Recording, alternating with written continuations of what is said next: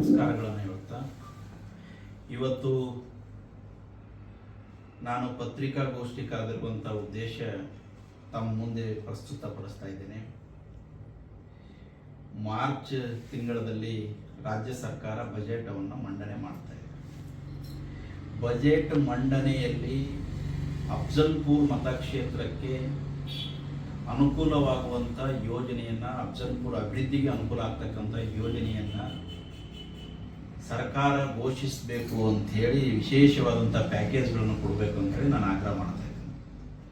ಕರ್ನಾಟಕ ರಾಜ್ಯದಲ್ಲಿ ಕಲ್ಯಾಣ ಕರ್ನಾಟಕ ಭಾಗದಲ್ಲಿ ಅತ್ಯಂತ ಹಿಂದುಳಿದಂಥ ಕ್ಷೇತ್ರ ಅಫ್ಜಲ್ಪುರ ಕ್ಷೇತ್ರ. ಇಲ್ಲಿ ನೈಸರ್ಗಿಕವಾದಂಥ ಸಂಪನ್ಮೂಲ ಅತಿ ಹೆಚ್ಚು ಇದ್ದರೂ ಕೂಡ ಆರ್ಥಿಕ ಅಭಿವೃದ್ಧಿ ಮತ್ತು ಬೇರೆ ಬೇರೆ ರೀತಿಯಿಂದ ಸಮಗ್ರ ಅಭಿವೃದ್ಧಿಯಲ್ಲಿ ಹಿನ್ನಡೆ ಆಗಿರುವಂಥದ್ದು. ಹಾಗಾಗಿ ರಾಜ್ಯ ಸರ್ಕಾರ ಕೂಡಲೇ ಅಫ್ಜಲ್ಪುರ ಶಾಸಕರು ಆದಂಥ ಎಂ.ವೈ. ಪಾಟೀಲ್ ಅವರು ಸರ್ಕಾರದ ಮೇಲೆ ಒತ್ತಡವನ್ನು ಹೇರಿ ಮಲ್ಲಾಬಾದ್ ಮತ್ತು ಹತ್ನೂರು ಮಧ್ಯೆ ಒಂದು ಇಂಡಸ್ಟ್ರಿಯಲ್ ಏರಿಯಾವನ್ನು ಮಾಡುವಂಥದ್ದು ಆಗಬೇಕಾಗಿದೆ. ಹಾಗಾಗಿ ಇಂಡಸ್ಟ್ರಿಯಲ್ ಏರಿಯಾ ಮಾಡತಕ್ಕಂಥದ್ದು ಸರ್ಕಾರ ಘೋಷಣೆ ಮಾಡಬೇಕಾಗ್ತದೆ. ಅಲ್ಲಿ ಇಂಡಸ್ಟ್ರಿಯಲ್ ಏರಿಯಾ ಮಾಡುವುದಕ್ಕೆ ರಾಜ್ಯ ಸರ್ಕಾರದ ಮೇಲೆ ವಿಶೇಷವಾಗಿ ಅಫ್ಜಲ್ಪುರದ ಶಾಸಕರು, ಈ ಜಿಲ್ಲೆಯ ಉಸ್ತುವಾರಿ ಸಚಿವರು ಒತ್ತಡವನ್ನು ಹೇರಿ ಅಫ್ಜಲ್ಪುರ ಅಭಿವೃದ್ಧಿಗೆ ಪೂರಕವಾದಂಥ ಒಂದು ಕೈಗಾರಿಕಾ ಏರಿಯಾವನ್ನು, ಒಂದು ಕೈಗಾರಿಕಾ ಪ್ರದೇಶವನ್ನು ಮಾಡಬೇಕು ಅಂತೇಳಿ ನಾನು ಆಗ್ರಹ ಮಾಡ್ತಾ ಇದ್ದೀನಿ.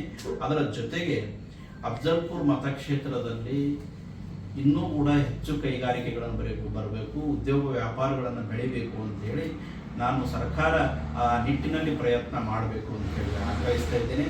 ಅದರ ಜೊತೆಗೆ ಸೂರೈ ಚೆನ್ನೈ ಎಕ್ಸ್ಪ್ರೆಸ್ ಹೈವೇ ಏನಿದೆ, ಹತ್ನೂರು ಹತ್ರ ಒಂದು ಜಂಕ್ಷನ್ ಆಗಿದೆ. ಆ ಜಂಕ್ಷನ್ನು ಬಹುಶಃ ದೊಡ್ಡ ದೊಡ್ಡ ನಗರಗಳಿಗೆ, ಇವತ್ತು ಒಂದು ಕಡೆಗೆ ಸೂರತ್, ಇನ್ನೊಂದು ಕಡೆಗೆ ಚೆನ್ನೈ ಇದ್ರೂ ಕೂಡ ಬೆಂಗಳೂರಿಗೆ ಸಮೀಪ, ಬಾಂಬೆಗೆ, ಇನ್ನೊಂದು ಕಡೆಗೆ ಹಲವಾರು ನಗರಗಳಿಗೆ, ವಾಣಿಜ್ಯ ನಗರಗಳಿಗೆ ಸಂಪರ್ಕ ಇರತಕ್ಕಂಥ ಮತ್ತು ಉದ್ಯೋಗ ವ್ಯಾಪಾರಕ್ಕೆ ಅನುಕೂಲ ಆಗ್ತಕ್ಕಂಥ ಒಂದು ದೊಡ್ಡ ಹೈವೇ ಇರೋದ್ರಿಂದ ಅಲ್ಲಿ ಉದ್ಯೋಗ ವ್ಯಾಪಾರಗಳನ್ನು ಸೃಷ್ಟಿ ಮಾಡಲಿಕ್ಕೆ ವಿಶೇಷವಾದಂಥ ಯೋಜನೆಯನ್ನು ರಾಜ್ಯ ಸರ್ಕಾರ ರೂಪಿಸಬೇಕು. ಒಂದು ಏನಂದರೆ ಲಾಜಿಸ್ಟಿಕ್ಸು, ಇನ್ನೊಂದು ಕಡೆಗೆ ಟ್ರಾನ್ಸ್ಪೋರ್ಟ್.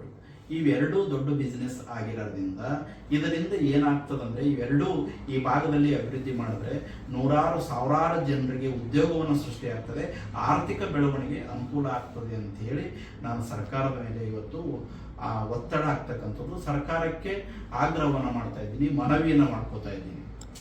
ಒಟ್ಟಾರೆ ಈ ಅಫ್ಜಲ್ಪುರ್ ಮತಕ್ಷೇತ್ರದಲ್ಲಿ ಒಂದು ವಿಶೇಷವಾದಂಥ ಆರ್ಥಿಕ ಅಭಿವೃದ್ಧಿಗೆ ಸರ್ಕಾರ ಒಂದಿಷ್ಟು ಗಟ್ಟಿಯಾದ ನಿಲುವನ್ನು ತೆಗೆದುಕೊಂಡು ಈ ಬಜೆಟ್ನಲ್ಲಿ ಒಂದು ಅನೌನ್ಸ್ ಮಾಡಬೇಕು ಅಂಥೇಳಿ ಆಗ್ರಹ ಮಾಡ್ತಾ ಇದ್ದೀನಿ. ಮಾನ್ಯ ರಾಮಲಿಂಗ ರೆಡ್ಡಿಯವರು ದೇವರ ಗಣಗಾಪುರಕ್ಕೆ ಬಂದಿದ್ದರು.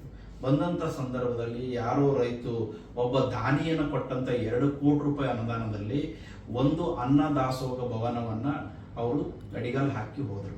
ಆದರೆ ಸರ್ಕಾರದಿಂದ ಒಂದೇ ಒಂದು ಪೈಸೆಯನ್ನು ಅವರು ಯಾವುದೇ ಕೂಡ ಕಾಮಗಾರಿಗಳನ್ನು ಅಡಿಗಲ್ ಹಾಕಿ ಹೋಗಲಿಲ್ಲ, ಘೋಷಣೆ ಮಾಡಲಿಲ್ಲ. ಅವರು ಒಂದು ಕಡೆಗೆ ಮಾಧ್ಯಮದ ಮುಖಾಂತರ ಮಾತಾಡುವಂಥ ಸಂದರ್ಭದಲ್ಲಿ ಹೇಳಿದ್ರು, ಇಲ್ಲ ನಾವು ಸರ್ಕಾರಕ್ಕೆ ಇದನ್ನು ಮುಟ್ಟಿಸಿ ಬಜೆಟ್ನಲ್ಲಿ ಸಾಧ್ಯ ಆದಷ್ಟು ನಾವು ಅನುದಾನವನ್ನು ಬಿಡುಗಡೆ ಮಾಡಿಸ್ತೀವಿ ಅಂತಕ್ಕಂಥ ಮಾತನ್ನು ಹೇಳಿದ್ರು. ಹಾಗಾಗಿ ನಾನು ಇವತ್ತಿನ ನಮ್ಮ ಶಾಸಕರಾಗಿರ್ಬೋದು, ಜಿಲ್ಲಾ ಉಸ್ತುವಾರಿಗಳಾಗಿರ್ಬೋದು, ರಾಮಲಿಂಗ ರೆಡ್ಡಿ ಸಾಹೇಬರಾಗಿರ್ಬೋದು, ಸಂಬಂಧಪಟ್ಟಂಥ ಇಲಾಖೆಯವರಾಗಿರ್ಬೋದು, ಸರ್ಕಾರದ ಮೇಲೆ ಒತ್ತಡವನ್ನು ಹೇರಿ ಗಣಗಾಪುರ ಅಭಿವೃದ್ಧಿಗೆ ವಿಶೇಷವಾದಂಥ ಅನುದಾನವನ್ನು, ಪ್ಯಾಕೇಜನ್ನು ಘೋಷಣೆ ಮಾಡಬೇಕು. ಈ ಭಾಗದಲ್ಲಿ ಅತ್ಯಂತ ದೊಡ್ಡ ದೇವಸ್ಥಾನ ಮತ್ತು ಅಲ್ಲಿ ಅಭಿವೃದ್ಧಿ ಆಗೋದ್ರಿಂದ ಹಲವಾರು ರೀತಿಯಿಂದ ಈ ಭಾಗದ ಜನತೆಗೆ ಅನುಕೂಲ ಆಗ್ತದೆ, ಅದರ ಜೊತೆಗೆ ಭಕ್ತಾದಿಗಳಿಗೂ ಕೂಡ ಅನುಕೂಲ ಆಗ್ತದೆ. ಇನ್ನೊಂದು ಕಡೆಗೆ ರಾಜ್ಯ ಸರ್ಕಾರ ಈ ಭಾಗದಲ್ಲಿ ಇವತ್ತು ಅಮರ್ಜ ಭೀಮಾ ಸಂಗಮದ ಪ್ರದೇಶದಲ್ಲಿ ಒಂದು ಟೂರಿಸಂ ಹಬ್ ಅನ್ನು ಮಾಡೋದ್ರಿಂದ, ಟೂರಿಸಂ ಪ್ರವಾಸೋದ್ಯಮ ಬೆಳವಣಿಗೆ ಮಾಡೋದ್ರಿಂದ ಈ ಭಾಗದಲ್ಲಿ ಉದ್ಯೋಗ ಸೃಷ್ಟಿ ಆಗ್ತದೆ, ಆರ್ಥಿಕ ಅಭಿವೃದ್ಧಿಗೂ ಕೂಡ ಅನುಕೂಲ ಆಗ್ತದೆ. ಇನ್ನೊಂದು ಕಡೆಗೆ ವಿಶೇಷ ಏನಂದ್ರೆ, ಈಗ ಬೇಸಿಗೆಯನ್ನು ಪ್ರಾರಂಭ ಆಯಿತು, ನಾವು ಈಗ ಫೆಬ್ರವರಿ ತಿಂಗಳನ್ನ ಕಳೀತಾ ಇದ್ದೀವಿ. ಇಂಥ ಸಂದರ್ಭದಲ್ಲಿ ಇವತ್ತು ಸಣ್ಣ ಅಣೆಕಟ್ಟಿನಲ್ಲಿ 1.5 TMC ನೀರು ಮಾತ್ರ ಇದೆ. ಇನ್ನು ಮಾರ್ಚ್ 1 ತಿಂಗಳು ಮುಗಿಯುವುದರೊಳಗಾಗಿ ಆ ನೀರಿನ ಪ್ರಮಾಣ ಬರೀ ಅರ್ಧ TMC ಬರುವಂಥ ಸಾಧ್ಯತೆ ಇದೆ. ಯಾಕಂದರೆ ಪಂಪ್ ಸೆಟ್ಗಳ ಮುಖಾಂತರ ರೈತರು ನೀರು ತಗೋತಾರೆ, ಕೆನಾಲ್ಗಳಿಗೆ ನೀರು ಬಿಡ್ತಾ ಇದ್ದಾರೆ. ಹಾಗಾಗಿ ಮತ್ತೆ ಬೇಸಿಗೆ ದಿನದಲ್ಲಿ ನೀರಿನ ಹಾಹಾಕಾರ ಎದ್ದು ರೈತರ ಕಬ್ಬುಗಳಿಗಾಗಿರ್ಬೋದು, ಬೆಳೆಗಳಿಗಾಗಿ ನೀರಿನ ತೊಂದರೆಯನ್ನು ಬಂದು ಮತ್ತೆ ಬೇಸಿಗೆ ದಿನದಲ್ಲಿ ಕಬ್ಬುಗಳನ್ನು ಒಣಗಿ ಹೋಗುವಂಥ ಪರಿಸ್ಥಿತಿ ಇದೆ. ಈಗ ಸರ್ಕಾರ ಏನು ಮಾಡಬೇಕಾಗಿದೆ ಅಂದರೆ ಆಲಿಮಟ್ಟಿಯಿಂದ ನಾರಾಯಣಪುರದ ಏನು ಶಾಖಾಕಾರಿ VKP ಕ್ಯಾನಲ್ ಏನು ಇದೆಯಲ್ಲ ಇಂಡಿ ಮತ್ತು ಸಿಂದಗಿ ಭಾಗದಲ್ಲಿ, ಆ ಇಂಡಿ ಶಾಖಾ ಕಾಲುವೆಯಿಂದ ಭೀಮಾ ನದಿಗೆ ನೀರು ಹರಿಸ್ತಕ್ಕಂಥ ಕೆಲಸವನ್ನು ಮಾಡಬೇಕು. ಯಾಕಂದರೆ ಈ ಕ್ಯಾನಲ್ ಬಂದ್ ಆಗುವಂಥ ಸಂದರ್ಭದಲ್ಲಿ ಈ ಆಲಿಮಟ್ಟಿ MD ಅವರ ನೇತೃತ್ವದಲ್ಲಿ ಒಂದು ಸಭೆಯನ್ನು ಮಾಡ್ತಾರೆ. ಆ ಭಾಗದ ಶಾಸಕರು ಕೆರೆಗಳು ತುಂಬತಕ್ಕಂಥದ್ದು, ಕೆನಾಲ್ಗೆ ನೀರು ಬಿಡ್ತಕ್ಕಂಥದ್ದು ಅದೆಲ್ಲ ಮಾಡ್ತಾರಲ್ಲ.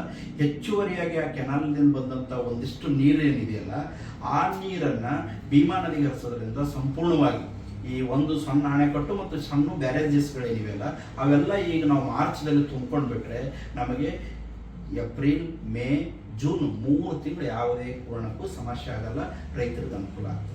ಈಗಾಗಲೇ ಹಾಹಾಕಾರ ಇದ್ದಿದೆ. ಈ ಬೋರಿ ಹಳ್ಳಿಯಲ್ಲಿರ್ತಕ್ಕಂಥ ಸುತ್ತಮುತ್ತ ಇರ್ತಕ್ಕಂಥ ಹಳ್ಳಿಯವರು, ಎಡ ಮತ್ತು ಬಲದಂಡೆ ಹಳ್ಳಿಯ ರೈತರಿಗೆ ಇವತ್ತು ನೀರು ಖಾಲಿ ಆಗ್ತಾ ಇದೆ. ಇವತ್ತು ಬಂಕಲಿ ಆಗಿರ್ಬೋದು, ಗೌರ್ಬಿ ಆಗಿರ್ಬೋದು, ದಿಗಸಂಗಿ ಆಗಿರ್ಬೋದು, ನಂದರ್ಗಿ ಆಗಿರ್ಬೋದು, ತೆಲ್ಲುಣಗಿ ಮತ್ತು ಹಿರೇದೇವರಿಗೆ ಆ ಭಾಗದಲ್ಲಿ ಆ ಬೋರಿ ಮೇಲೆ ನೀರಿನ ಮೇಲೆ ನಂಬಿಕೊಂಡು ರೈತರು ಎಷ್ಟೋ ಜನ ಕಬ್ಬು ಬೇರೆ ಬೇರೆ ಬೆಳೆಗಳನ್ನು ಬೆಳೀತಾ ಇದ್ದಾರೆ. ನೀರು ಖಾಲಿಯಾಗಿದೆ, ಅವ್ರ ಬೆಳೆ ಒಣಗಿ ಹೋಗುವಂಥ ಪರಿಸ್ಥಿತಿ ಇದೆ.